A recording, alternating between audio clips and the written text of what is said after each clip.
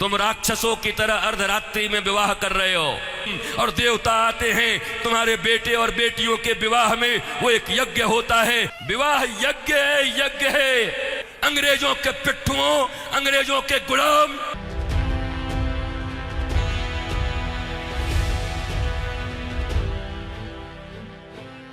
हिंदू धर्म में विवाह बेहद अहम होता है और वर वधू समेत पूरे परिवार के लिए यह बहुत मायने रखता है।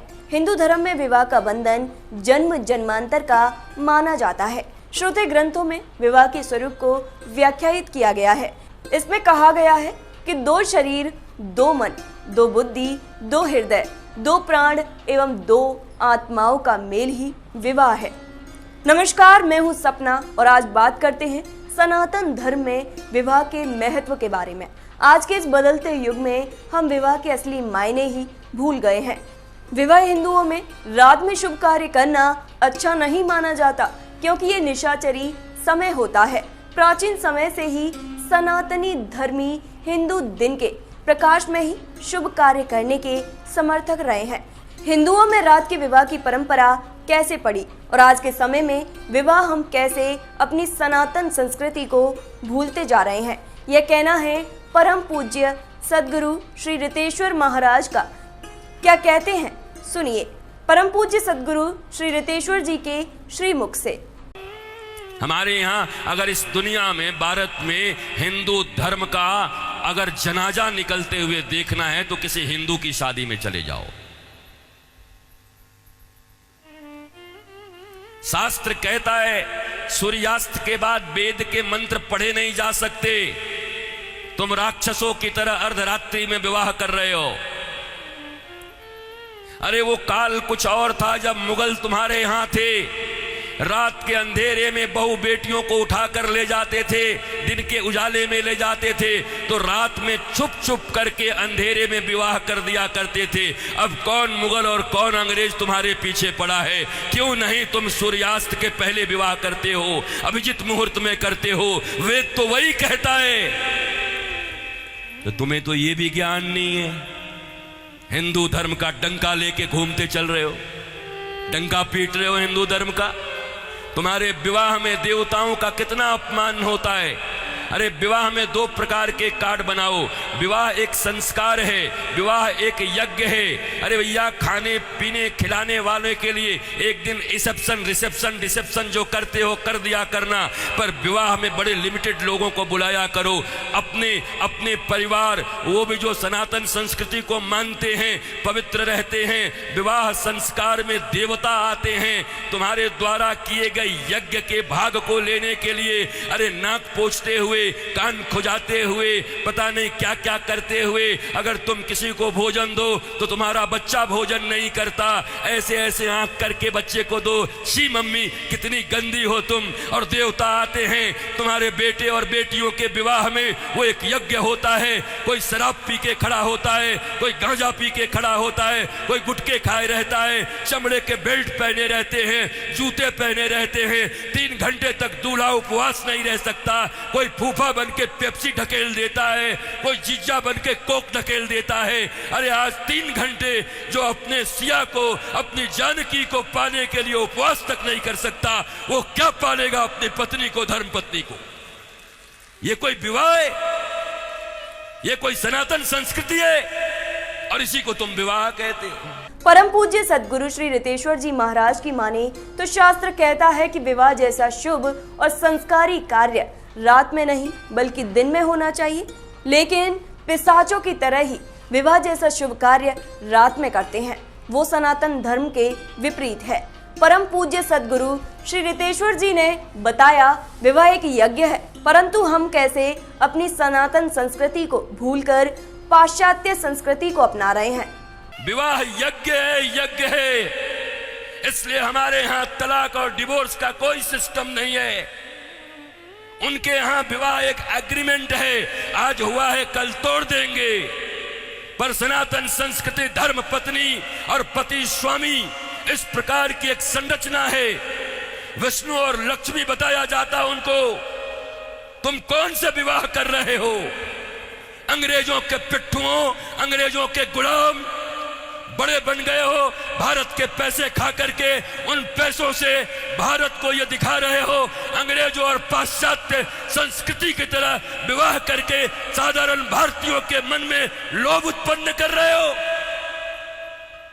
और ये समाज के अग्रणी लोग बने हुए हैं, ये समाज के श्रेष्ठ लोग बने हुए हैं, ये समाज को दिशा दिखा रहे हैं, ये समाज को भोंडा प्रदर्शन कर रहे हैं, अपने दन का लोगों को दिखा रहे हैं।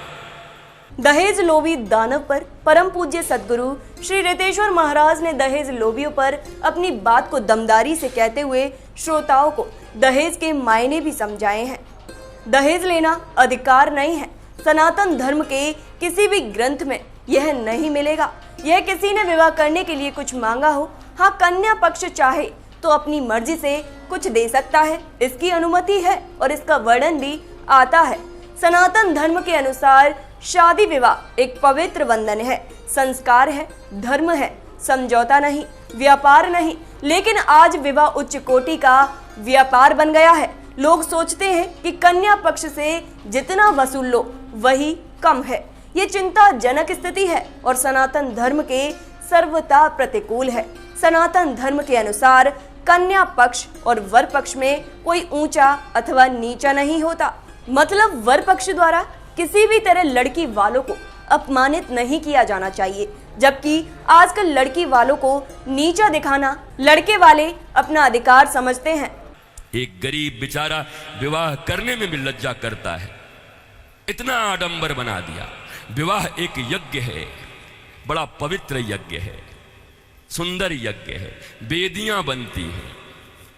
हमारे यहाँ दूल्हे दुल्हन उनके वस्त्र कैसे होते थे, देखो आज के 50 साल पहले ही देखो ना, 50 साल पहले के फिल्म देख लो बॉलीवुड में, तो समझ जाओगे कैसे वस्त्र पहन करके विवाह करता हमारे यहाँ पर। क्योंकि बॉलीवुड भी या सिनेमा भी समाज का दर्पण होता है। और अब बदले हुए बॉलीवुड को देख लो कि अब कैसे विवाह करते हो। हमारे विवाह में हमारे वस्त्र, हमारे परिधान, फिर लेन देन इतना तो बनता है, 5 साड़ी तो बनती है, 21 साड़ी लगेगी ननद की। अरे कौन से ग्रंथ में लिखा है? कोई माई का लाल भारतवर्ष में किसी शास्त्र में मुझे दिखाए, कहां लिखा है ये लेन देन? तुम्हारी बुढ़िया पुराण में होगा। लोभियों के बनाए गए कानून, लोभियों के बनाए गए नियम। अरे जरा सोचो, एक बच्ची, एक बेटी अपना नाम, अपना गोत्र छोड़कर आती, अपना टाइटल छोड़ करके आती, अपने घर परिवार, माता पिता भाई बहन सखी सहेली छोड़कर आती और तुम्हारे वंश को बढ़ाने के लिए तुम्हारे घर में आती है। उसको भी टीवी, फ्रिज और कार के लिए मिट्टी, तेल और पेट्रोल से जला देते हो। तुम्हें शर्म नहीं आती? भारतवर्ष में जन्म लेकर बैठे हो। तुम्हारी बाजुओं और भुजाओं में अगर शक्ति है तो अपने पैसे से कार खरीद लो, अपने पैसे से फ्रिज खरीद लो। क्योंकि छोटी छोटी बच्चियों के पिता तो बचपन से उसके लिए खिलौना खरीदते रहते हैं। जब छोटी रहती है 5 रुपए का, थोड़ी बड़ी हो जाती है थोड़ा और बड़ा, थोड़ी बड़ी हो गई साइकिल खरीद लिया, थोड़ी बड़ी हो गई स्कूटी खरीद दिया, और बड़ी हो गई अच्छे घर के हैं कार खरीद दिया 5 लाख का, और एक दिन फिर जा करके 5 करोड़ में एक गुड्डा खरीद के ला के दे दिया। तो खरीदे हुए सामान की जो इज्जत होती है वही दूल्हे की भी इज्जत होती है। दूल्हा बिकता है, बोलो खरीदोगे? परम पूज्य सद्गुरु श्री रितेश्वर महाराज जी की ये बातें हमें हमारी संस्कृति और सनातन धर्म से रूबरू कराती हैं, क्योंकि हम आज के आधुनिक युग में विवाह जैसे पावन अवसर पर अपने मन की इच्छा और क्रियाओं को पूरा करने के चक्कर में अपनी मान मर्यादा और अपने सनातन धर्म की संस्कृति और ग्रंथों की वचनों को भूल बैठे हैं। हिंदू धर्म कोई धर्म नहीं, बल्कि हमारी मान मर्यादा, मान सम्मान और हमारे पूर्वजों के दिए संस्कार हैं। और हमें अपने पूर्वजों के संस्कार और अपने संस्कार को कभी भूलना नहीं चाहिए। तो दर्शकों, हमें याद रखना चाहिए कि चाहे आज कितना भी मॉडर्न कल्चर हो हमारे ऊपर हावी हो रहा हो, परंतु सनातन संस्कृति से बढ़कर कुछ भी नहीं है। हम उम्मीद करते हैं आप भी इन बातों पर अमल करके सनातन संस्कृति के अनुसार ही विवाह करेंगे। बाकी देश और दुनिया की खबरों से जुड़े रहने के लिए देखते रहिए प्रातः दर्पण न्यूज। नमस्कार। तुम राक्षसों की तरह अर्धरात्रि में विवाह कर रहे हो और देवता आते हैं तुम्हारे बेटे और बेटियों के विवाह में। वो एक यज्ञ होता है, विवाह यज्ञ है, यज्ञ है। अंग्रेजों के पिट्ठुओं, अंग्रेजों के गुलाम